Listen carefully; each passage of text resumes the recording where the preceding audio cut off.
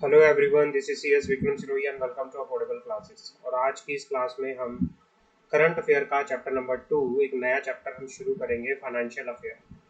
आज एक नया चैप्टर शुरू करेंगे, financial affair. We will complete this chapter by this class. हम इस क्लास में इस चैप्टर को कंप्लीट कर देंगे। CSET में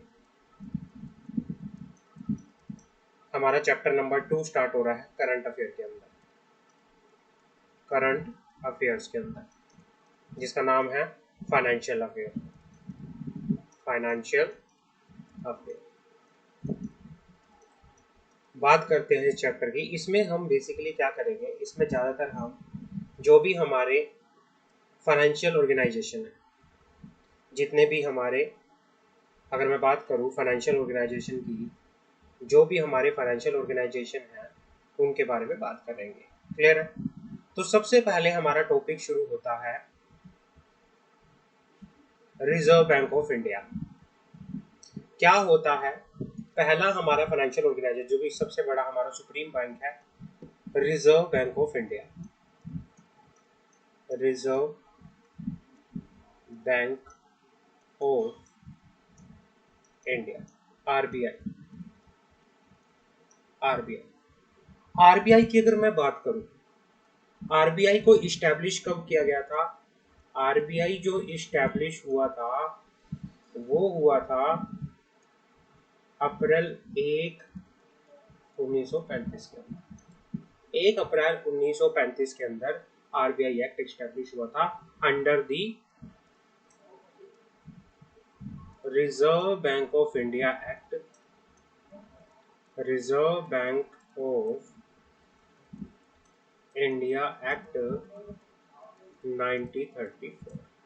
reserve Bank of India act 1934 में इसका स्टैब्लिश किया गया था।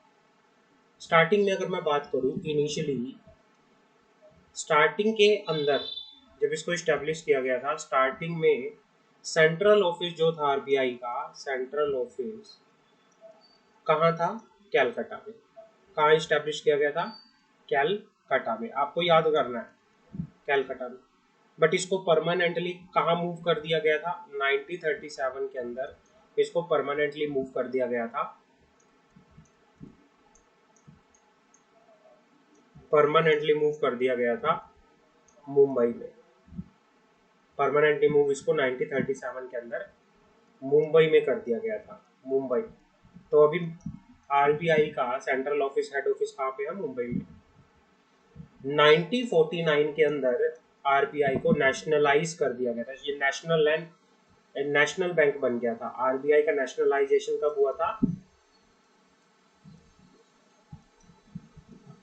आरबीआई का नेशनलाइजेशन कब हुआ था? 1949 के अंदर। और reserve bank is fully owned by the government of India.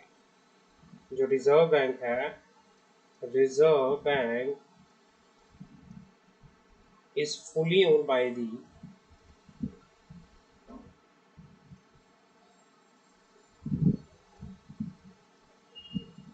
Reserve bank is fully owned by the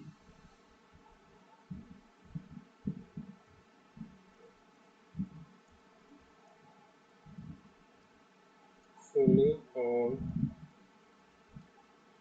by the government of India. Reserve bank जो है गवर्नमेंट के द्वारा फुली ऑर्गेनाइज ओन किया गया है। इसको पूरा कंट्रोल कौन करता है? गवर्नमेंट कंट्रोल करते हैं। तो आपसे अगर पूछे कि रिजर्व बैंक कब बना था? 1935 के अंदर। 1937 में इनिशियली इसका सेंट्रल ऑफिस कहाँ था? कलकत्ता में। बाद में इसको कहाँ पे मूव कर दिया गया था? 1937 में मुंबई के अंदर। 1949 में इसको नेशनलाइज कर दिया गया था। और आरबीआई किसके कंट्रोल में है? गवर्नमेंट ऑफ इंडिया के। अब बात करते हैं, आगे बात करते हैं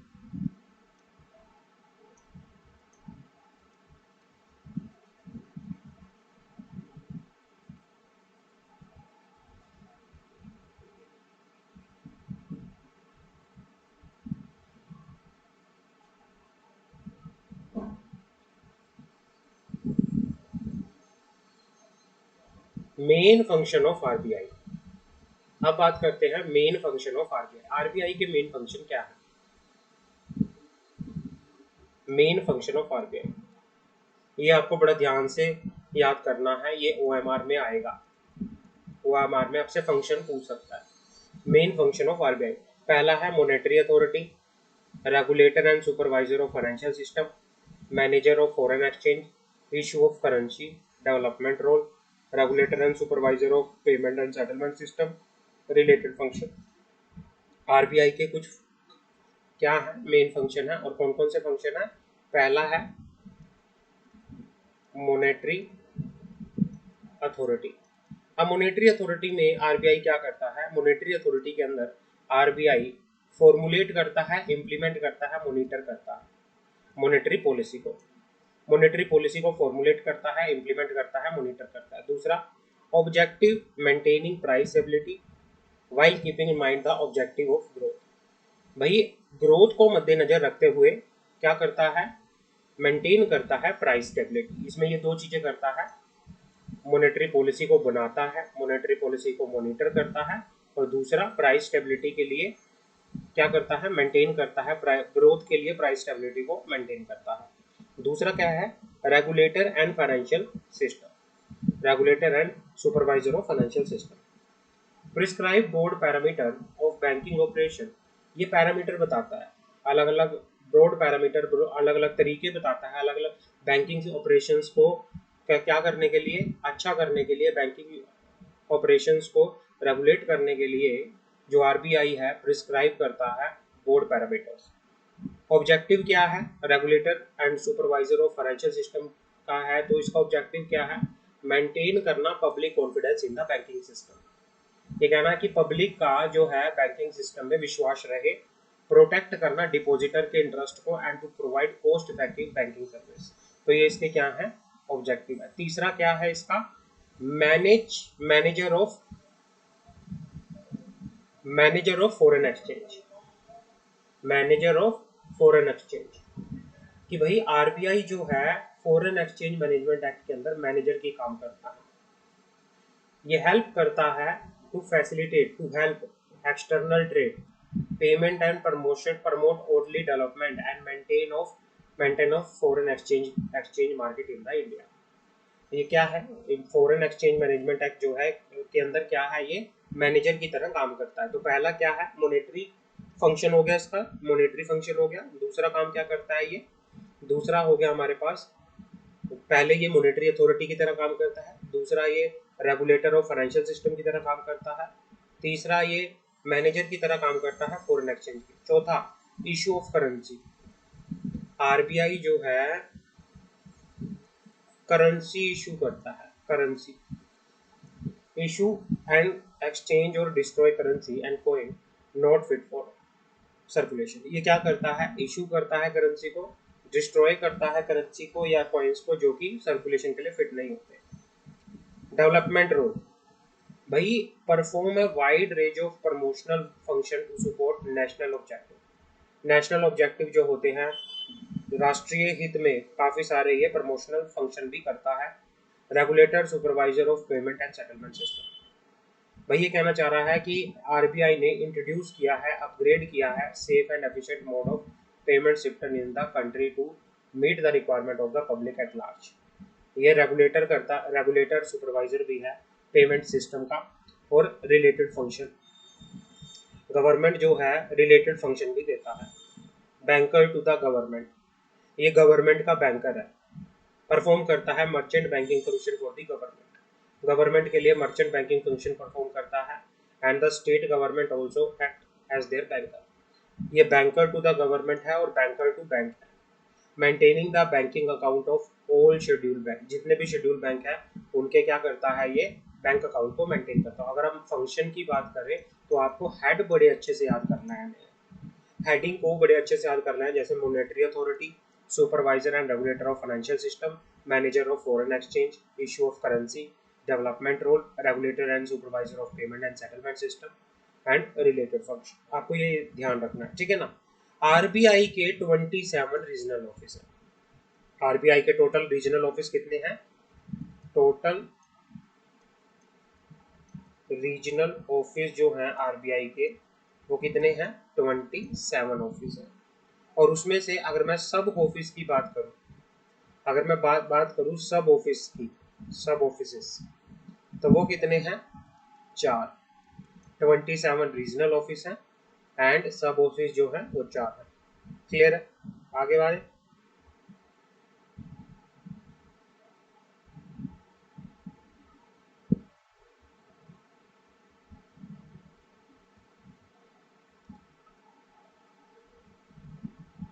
ये काट दो, ये 2020 का करंट अफेयर है, इसमें कुछ नहीं है, ये काट दो आप। ये पुराना है, इसमें कुछ नहीं है। आगे बढ़ते हैं। फाइनेंशियल मार्केट क्या होती है? फाइनेंशियल मार्केट, फाइनेंशियल मार्केट क्या होती है?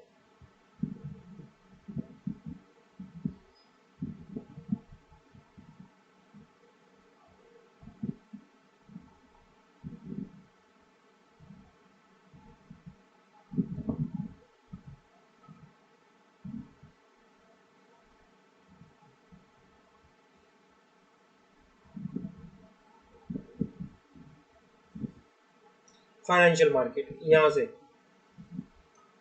फाइनेंशियल मार्केट क्या होती है?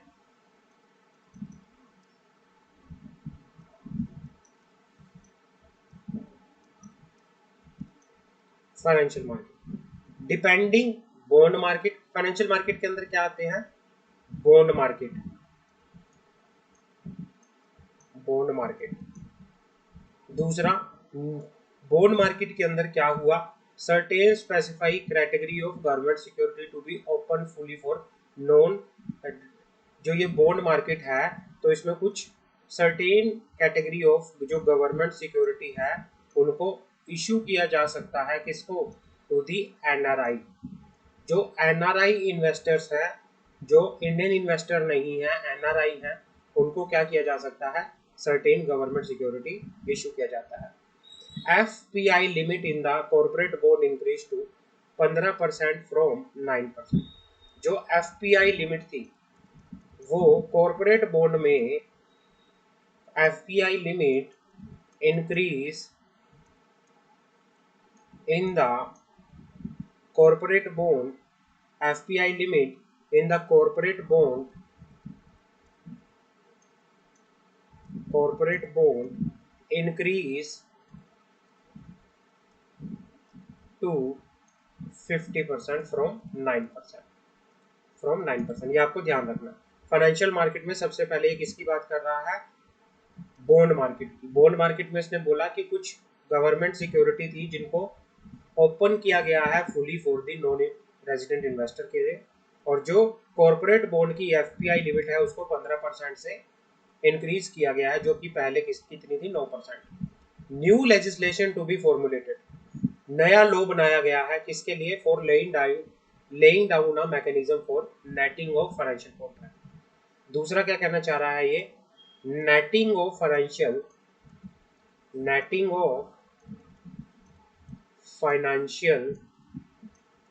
कॉन्ट्रैक्ट्स के लिए, नेटिंग ऑफ फाइनेंशियल कॉन्ट्रैक्ट के लिए न्यू लेजिस्लेशन, न्यू लॉ बनाया गया है, न्यू लेजिस्लेशन बनाया गया है।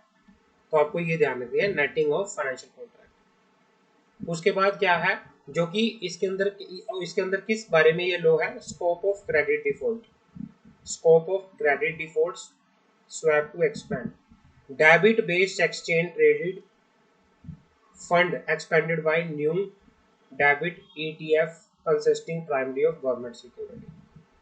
क्या है? इंट्रोड्यूस किया गया है debit base exchange traded fund, जिसको डेट ईटीएफ भी बोलते हैं, जो कि primarily based on government security पर बेस्ड है।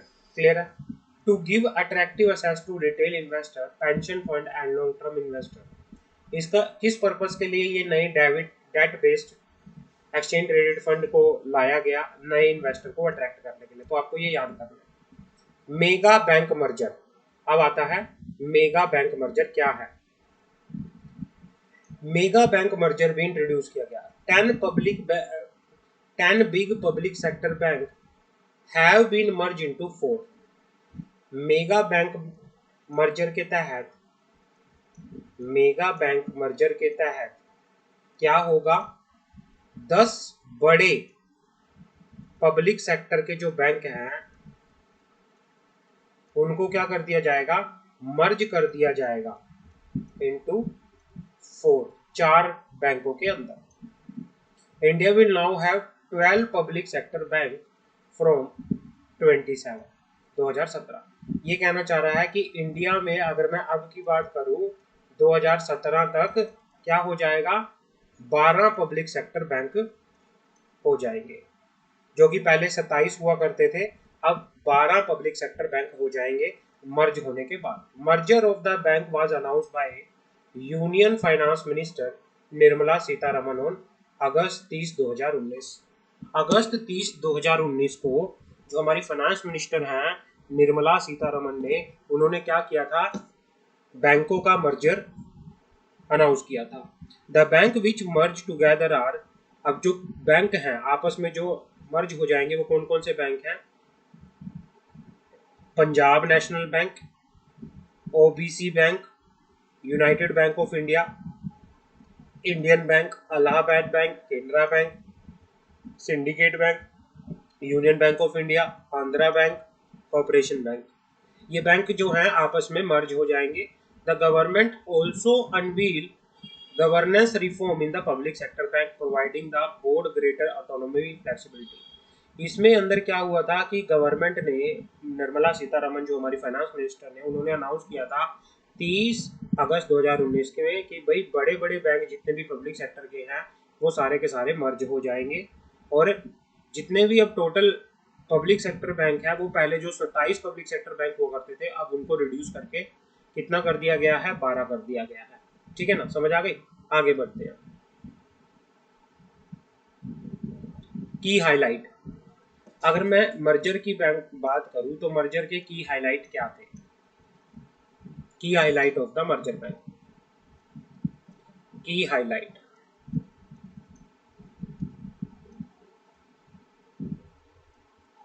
की हाईलाइट में बात करते हैं, जो पंजाब नेशनल बैंक है, ओबीसी बैंक है और यूनियन बैंक ऑफ इंडिया है, to merge from the country is second largest player. ये कहना चाह रहा है कि भाई पीएनबी बैंक, जो पीएनबी बैंक के साथ कौन कौन से बैंक मर्ज हो जाएंगे, और ये ओबीसी बैंक और यूनाइटेड बैंक ऑफ इंडिया। जो यूनाइटेड बैंक ऑफ इंडिया है और जो और ओबीसी बैंक है ये किसके साथ मर्ज हो जाएंगे, इनका अमेलगमेशन किसके साथ हो जाएगा, पंजाब नेशनल बैंक के साथ। और इसकी जो पीएसबी रैंक होगी, इसकी पीएसबी बैंक जो रैंक होगी वो सेकंड लार्जेस्ट, सेकंड लार्जेस्ट ये बैंक क्या होगा, लार्जेस्ट लेंडर होगा। दूसरा केनरा बैंक, केनरा बैंक के साथ कौन से बैंक का अमेलगमेशन होगा, मर्ज होगा, सिंडिकेट बैंक, ये फोर्थ लार्जेस्ट क्या होगा, मर्जर होगा।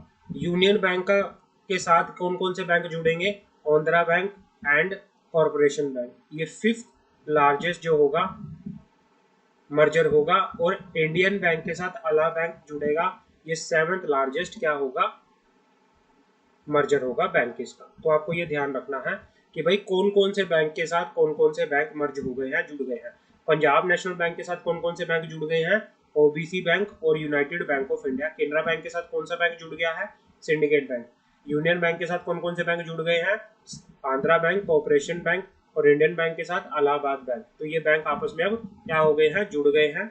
और इनका बता दिया गया है कि पीएसबी रैंक बाय साइज क्या होगी इनकी। पीएसबी के रैंक बाय साइज का मतलब कि भाई कितना, जो पब्लिक सेक्टर बैंकिंग की, भाई जो पीएनबी है ये इंडिया का सेकंड लार्जेस्ट बैंक है, केनरा बैंक इंडिया का fourth large public sector bank है, fifth union bank of India India का फिफ्थ लार्जेस्ट क्या है, पब्लिक सेक्टर बैंक है, इंडियन बैंक इंडिया का seventh largest public sector bank है। समझ आ गए।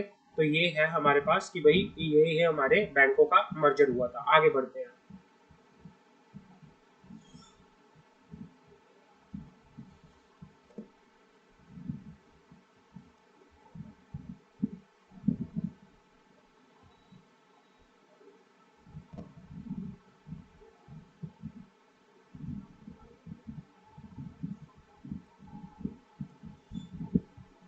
आगे बात करते हैं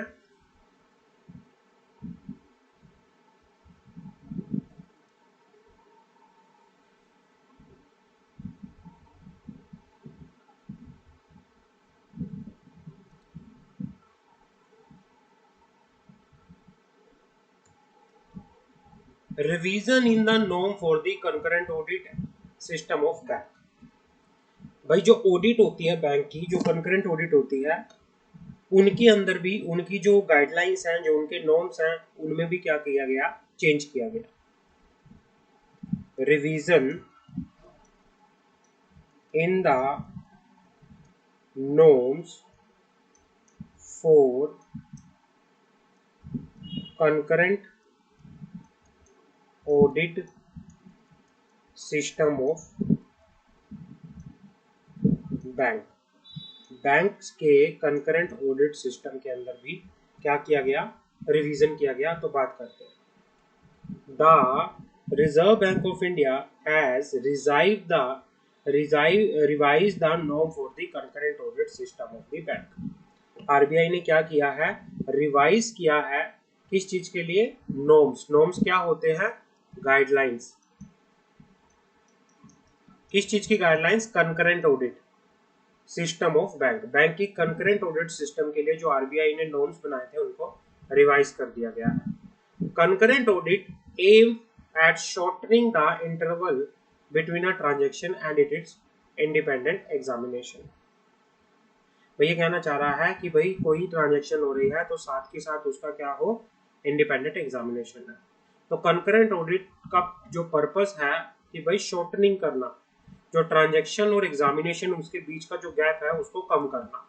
सम of the revise norm including the option to consider whether concurrent audit should be done by bank on staff or external auditor, which may include retired staff of its own bank, continue to be left to the discretion of individual bank। ये कहना चाह रहा है कि भाई revise norm के अंदर क्या आया, रिवाइज नॉर्म के अंदर ये ऑप्शन इंक्लूड किया गया। उसमें एक ऑप्शन इंक्लूड किया गया कि जो बैंक है, बैंक जो कंकरेंट ऑडिट करवानी है, जो कंकरेंट ऑडिट होगी, बैंक के पास ऑप्शन है। बैंक या तो वो कंकरेंट ऑडिट अपने ओन स्टाफ, अपने खुद के स्टाफ से कर सकता है, या फिर किसी एक्सटर्नल ऑडिटर से भी करवा सकता है। किसी एक्सटर्नल ऑडिटर से भी करवा सकता है। और इस एक्सटर्नल ऑडिटर में जो एक्स रिटायर्ड जो पर्सन थे बैंक के, वो भी क्या कर सकते हैं, ऑडिट कर सकते हैं। तो इसमें ये सारी की सारी मर्जी अब किस पे है, बैंक के ऊपर दे दी है कि बैंक को अगर जब अपने कंकरेंट ऑडिट करवानी है, अपने बैंक की एग्जामिनेशन करवानी है, ऑडिट करवानी है ट्रांजैक्शंस की, तो उस ऑडिट्स के लिए या तो वो अपने स्टाफ में से ही किसी से ऑडिट करवा ले, या फिर वो क्या करे, या फिर वो एक्सटर्नल ऑडिट करवा ले। समझ आ गए। The revise norm stated that head of the internal audit in the bank should be participate in the selection of concurrent audit where such function is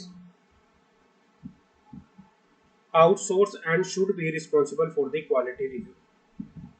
ये कहना चाह रहा है, the revised norm state that head of the internal audit in the bank should be participate in the selection of concurrent auditor where such function is outsourced and should be responsible for the quality review। जो internal auditor होगा bank का, internal auditor होगा bank का, वो क्या करेगा, select करेगा, वो सिलेक्शन करेगा किसकी, कंकरेंट ऑडिटर की। जो इंटरनल ऑडिटर होगा बैंक का, वो क्या करेगा, सिलेक्शन करेगा कंकरेंट ऑडिटर की। Where such function is outsource. अगर आप बाहर से किसी से फंक्शन करवा रहे हो, आप आउटसोर्स कर रहे हो अपने काम को, आप किसी बाहर के ऑडिटर से क्या करा रहे हो, कंकरेंट ऑडिटर करवा रहे हो, तो उस केस में फिर क्या होगा, आपको जो इंटरनल ऑडिटर है वो सिलेक्शन करेगा कंकरेंट ऑडिटर, और वो रिस्पॉन्सिबल होगा किस चीज के लिए, क्वालिटी रिव्यू के लिए। क्वालिटी रिव्यू के लिए भी वो क्या होगा, रिस्पॉन्सिबल होगा। आपको ये चीजें ध्यान रखनी है। आगे बढ़ते हैं।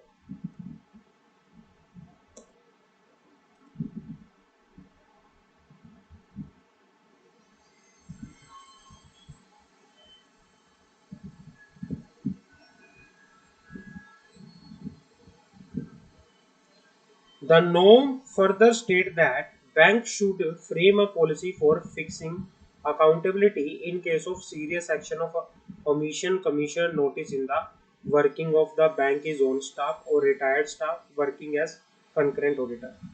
ये कहना चाह रहा है जो ये नए आरबीआई ने जो नए नॉर्म्स बनाए हैं, आरबीआई ने जो नए गाइडलाइंस बनाई हैं, तो उसमें क्या होगा, bank should frame a policy bank should frame a policy for fixing accountability।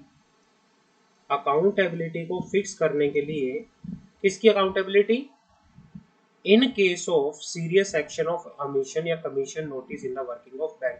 अगर बैंक का स्टाफ या रिटायर्ड स्टाफ जो कि वर्किंग कर रहे हैं एज अ कंकरेंट ऑर्डर, अगर उनसे कोई गलती हो गई, कोई सीरियस गलती हो गई, कोई उन्होंने कोई फ्रॉड किया या कुछ किया, तो इस केस में उनके लिए नॉर्म्स बनाए जाएंगे उनकी अकाउंटेबिलिटी को फिक्स करने के लिए कि उनकी रिस्पॉन्सिबिलिटी क्या होगी। और उनका क्वार्टरली रिव्यू भी होगा containing important feature brought out during concurrent audit should be place before the audit committee of the board of director. और जो बोर्ड ऑफ डायरेक्टर है बैंक का, जो उसकी ऑडिट कमेटी है, उसके सामने जो भी कंकरेंट ऑडिट हुई है उसका प्रॉपरली क्या होगा, रिव्यू होगा, उसका प्रॉपरली क्या होगा, रिव्यू होगा। तो ये आपको ध्यान रखनी है। समझ आ गई? आगे बढ़ते हैं। अब आया था banning of unregulated deposit scheme act 2019। Banning of unregulated deposit scheme, banning of unregulated deposit scheme act 2019। ये क्या कहना चाह रहा है? The parliament approve the banning, parliament ने अप्रूव किया banning of unregulated deposit scheme bill 2019। It will help to tackle the menace of illicit deposit taking activity in the country. मतलब क्या है, इलीगल डिपॉजिट्स, अनरेगुलेटेड डिपॉजिट्स क्या कर रहा है, which at present are exploiting the regulatory gaps of and lack of strict administrative measure to dupe poor and dupable people of their hard earn saving. कई बार क्या है कि कुछ ऐसे इंस्टीट्यूट हैं जो रेगुलेट नहीं है, आपने भी देखा होगा, कुछ ऐसे इंस्टीट्यूट हैं, कुछ ऐसी बैंकिंग कंपनी हैं जो प्रॉपर रेगुलेट नहीं है, और वो क्या करती हैं, लोगों से पैसे एक्सेप्ट करती हैं और उनके साथ फ्रॉड करके भाग जाती हैं। कई बार होता है ना कि हम आपको ज़्यादा इंटरेस्ट देंगे, आप हमारे पास डिपॉजिट करा दो पैसे, ऑनलाइन फ्रॉड भी हो रहा है कि आप हमारे पास पैसे जमा कराओ, हम आपको अच्छा इंटरेस्ट देंगे, रिटर्न अच्छा देंगे। तो क्या होता है, वो पैसे इकट्ठा करके भाग जाते हैं। जो ये अनरेगुलेटेड इस तरह से इंस्टीट्यूट हैं जो ये चीज़ें कर रहे हैं, इनको रोकने के लिए गवर्नमेंट ने क्या बनाया है, banning of unregulated deposit scheme, कि इनको बैन करना, ताकि हम क्या कर सके, पुअर लोगों की जो हार्ड सेविंग है उसको सेव कर सके, उसको मैनेज कर सके। Act provide for the mechanism, ये एक्ट जो है ये एक मैकेनिज्म प्रोवाइड करता है।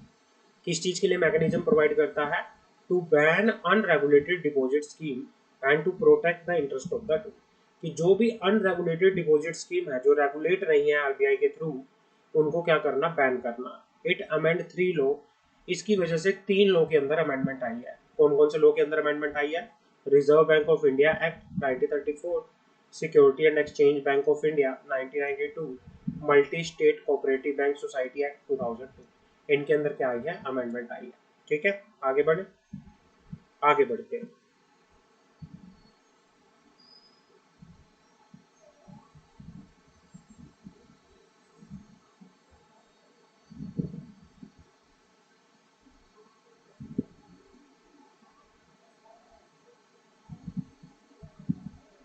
State Bank of India revise service charge with effect from October 1, 2019। State Bank of India revise service charge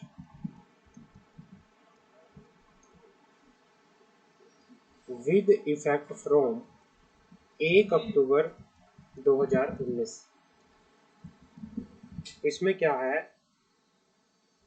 state Bank of India has revise the service charge. State Bank of India ने जो service charge, किस चीज का service charge, service charge on deposit and withdrawal,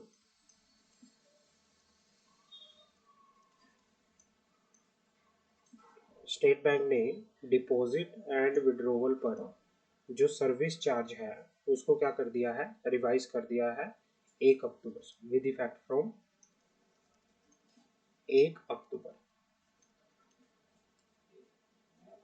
इसमें क्या है, encompassing cash withdrawal, average monthly balance deposit, withdrawal which may affect the score of customer in many way, which may affect the कि भाई उसने RB State Bank of India SBI ने क्या किया है, SBI has revised the service charges, the service charges on deposit and withdrawal on maintenance of average monthly balance starting October 1st.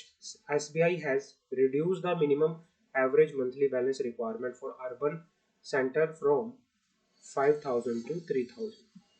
RBI ने SBI ने बोला है कि भाई जो लिमिट है आपको मंथली एवरेज बैलेंस अपने अकाउंट में रखना है 1 अक्टूबर से, उसको जो मिनिमम एवरेज मंथली बैलेंस आपको जो अपने अकाउंट में रखना है वो 5,000 से कम करके 3,000 कर दिया है।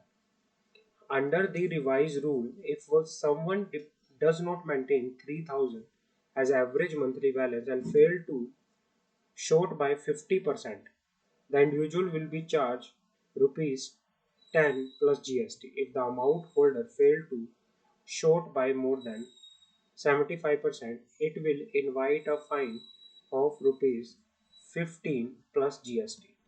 ये कहना चाह रहा है कि कोई भी पर्सन अगर 3,000 का जो मंथली एवरेज बैलेंस है ना, मंथली एवरेज बैलेंस है वो क्या है, अगर वो 50% से, अगर वो 50% से कम रख रहा है, मान लो 1,500 रुपये से कम रख रहा है, तो उस पर क्या लगेगा, इंडिविजुअल पर चार्ज होगा 10 रुपये, 10 रुपये पेनल्टी लगेगी।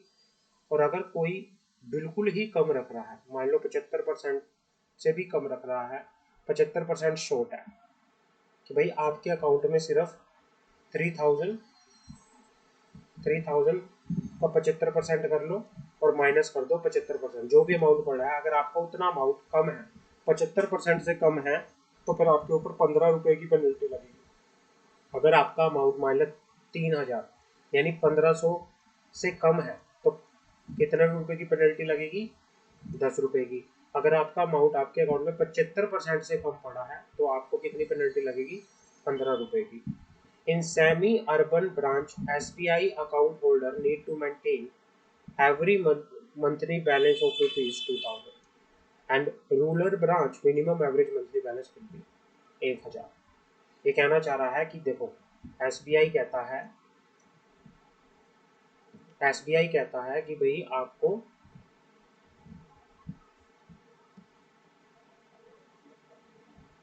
एक मिनट, हाँ,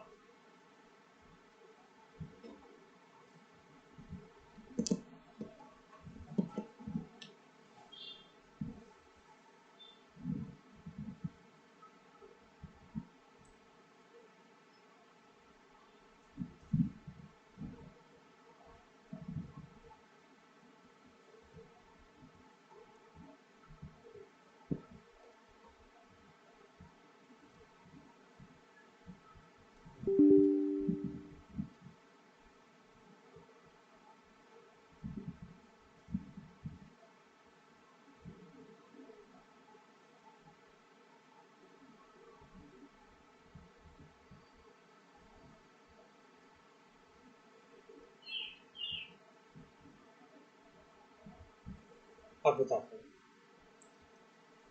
एसबीआई ने क्या कहा है, एसबीआई ने कहा है कि भाई हर एक पर्सन को अपने अकाउंट के अंदर एवरेज मंथली बैलेंस रखना है। अब तीन चीजों में है, अर्बन शहरों के लिए, सेमी अर्बन, और तीसरा रूरल। पहला है कि अर्बन वाले लोगों के लिए कम से कम महीने में 3,000 रुपया अपने अकाउंट में रखना है। सेमी अर्बन वालों को बोला गया है कि कम से कम 2,000 रुपया अपने अकाउंट में रखना है, और गांव वालों को बोला गया है कि कम से कम 1,000 रुपया अपने अकाउंट में रखना है। अब शहर वालों को बोला है कि अगर आपके अकाउंट में 50% से भी कम अमाउंट पड़ा है, तो फिर अगर आपके अकाउंट में मान लो 1,500 रुपये पड़े हैं और आपके अकाउंट का बैलेंस 1,500 से भी कम है, मान लो 1,200 रुपये आपके अकाउंट में पड़ा है, तो फिर आपके ऊपर पेनल्टी लगेगी कितनी, 10 रुपये की। या फिर आपके अकाउंट में मान लो 75% से भी कम अमाउंट पड़ा है। अब 3,000 का मैं 75% बनाऊं,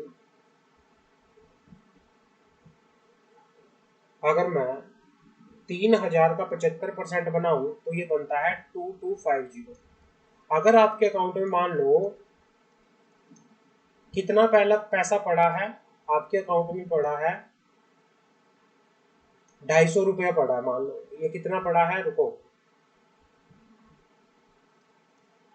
750 रुपीज पड़ा है, मान लो 75% से भी कम पैसा पड़ा आपके अकाउंट में, तो उस केस में क्या होगा, आपके ऊपर 15 रुपए का फाइन लगेगा प्लस जीएसटी लगेगा।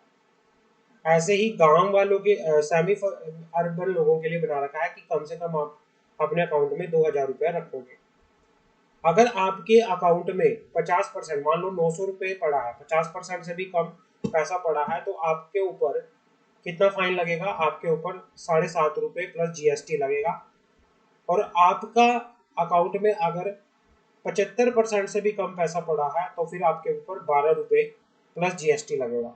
और गांव वालों के लिए बोला है भाई आपको कम से कम 1,000 रुपया तो अपने अकाउंट में रखना है, और अगर आपके अकाउंट में 50% से भी कम पैसा पड़ा है तो आपके ऊपर 5 रुपये का फाइन लगेगा। और दूसरा, अगर 75% से भी कम पैसा आपके अकाउंट में पड़ा है तो 7.5 रुपये प्लस जीएसटी आपको पे करना पड़ेगा, ये बोलता है उसमें। अब आता है national electronic fund transfer, NEFT.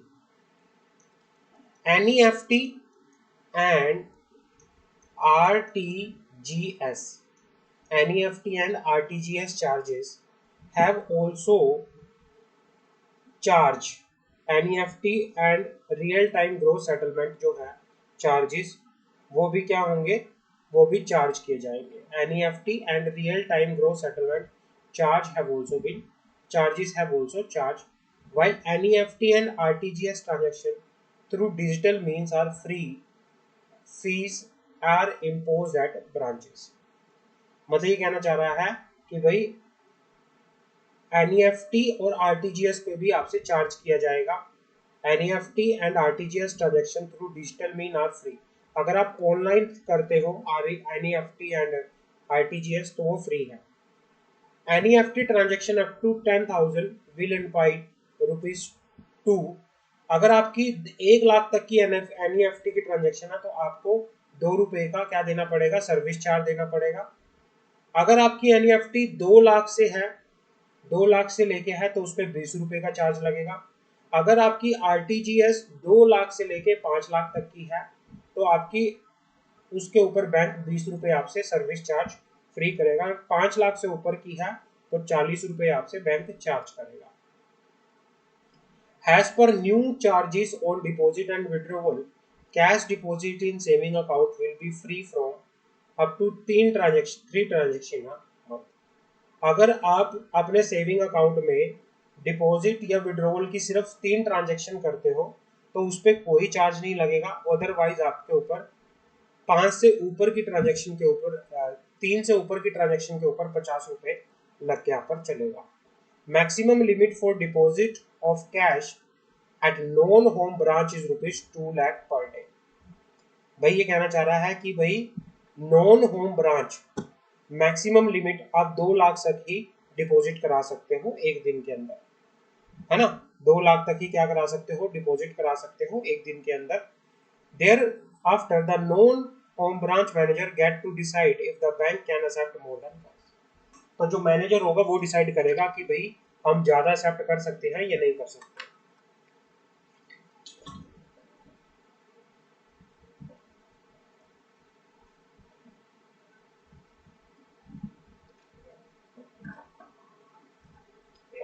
Meanwhile, account holder with an average monthly balance of rupees 25,000 can perform free cash withdrawal twice a month.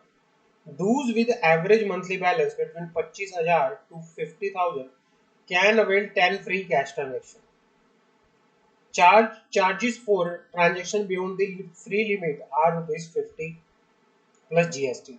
तो ये लिमिट बता रखी है कि कितना आप फ्री में कर सकते हो, कितने लिमिट तक, और कितना आप चार्जेस यहाँ पे लगेंगे। उसको ध्यान से आपको पढ़ना है। आगे बढ़ते हैं।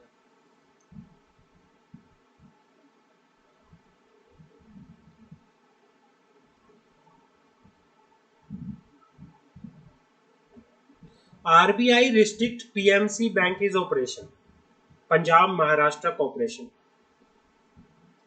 RBI restrict PMC bank is operation.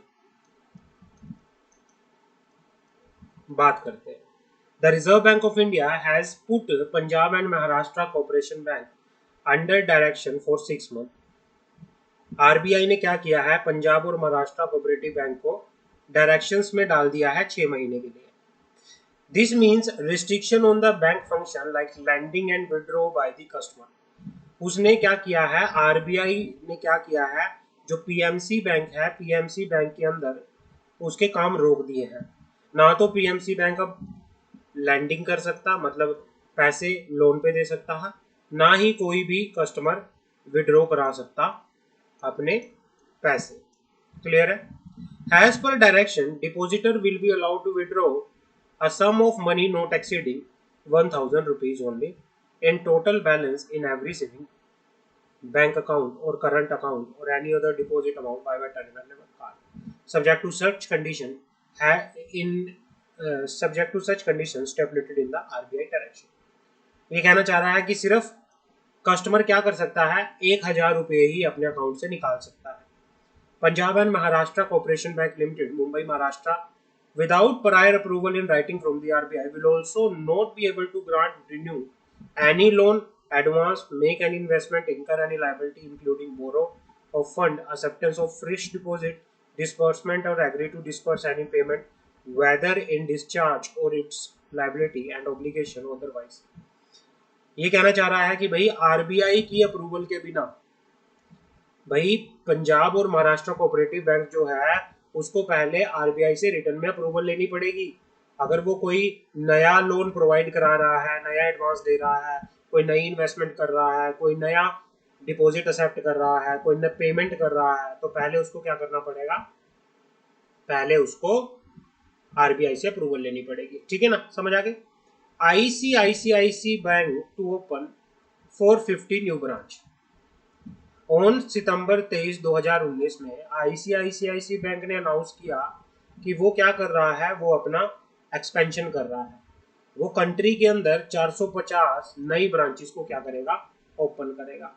नई ब्रांचेस को क्या करेगा, ओपन करेगा। समझ आ गई? आगे बढ़ते हैं।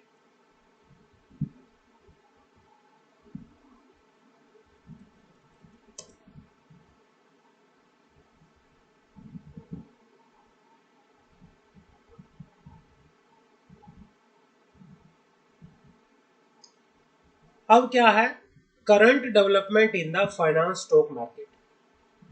स्टॉक मार्केट के अंदर क्या क्या नई चीजें देखने को मिली है। Disinvestment in LIC. LIC मतलब लाइफ इंश्योरेंस कॉर्पोरेशन। भाई फाइनेंस मिनिस्टर ने यूनियन बजट में स्पीच में बोला कि उन्होंने क्या किया, कि वो क्या कर रही है, on disinvestment the finance minister in her union budget speech 2020 announced to sell a part of holding in LIC by way of initial public offer. LIC क्या कर रही है, IPO लेके आ रही है, और IPO में वो क्या करेगी, गवर्नमेंट अपना कुछ पार्ट सेल करेगी। She mentioned that listing of company on stock exchange discipline a company and provide access to financial market and unlock its value. It also give opportunity for retail investor to participate in the wealth so created. तो मतलब ये कहना चाह रहा है कि भाई finance minister ने LIC में बोला कि गवर्नमेंट जो है अपना शेयर सेल कर देगी, जिसमें LIC में कुछ शेयर सेल कर देगी जब LIC अपना IPO लेके आ रही है। और IPO के थ्रू जो रिटेल इन्वेस्टर हो गए, पब्लिक लोग हो गए, वो क्या कर सकते हैं, जो वेल्थ क्रिएट हुई है LIC की उसमें पार्टिसिपेट कर सकते हैं। आगे, tax concession for the foreign investor. In order to re-incentivize the investment by the sovereign wealth fund of foreign government in the priority sector, the Union Budget 2020 proposed to grant 100% tax exemption to the interest, dividend, capital gain income in respect of investment in the infrastructure and other notified sector before 31 March 2024 and with a minimum locking period of 3 years। भाई ये कहना चाह रहा है कि कोई भी foreign का पर्सन इंडिया में इंफ्रास्ट्रक्चर के अंदर इन्वेस्टमेंट करता है तो उसको जो भी इनकम रिसीव होगी इंटरेस्ट से, डिविडेंड से, कैपिटल गेन से, उस पर हम क्या करेंगे, उनको 100% टैक्स एग्जम्पशन देके यहाँ पर चलेंगे। 100% टैक्स एग्जम्पशन देके यहाँ पर चलेंगे। समझ आ गई? आगे बढ़ते हैं।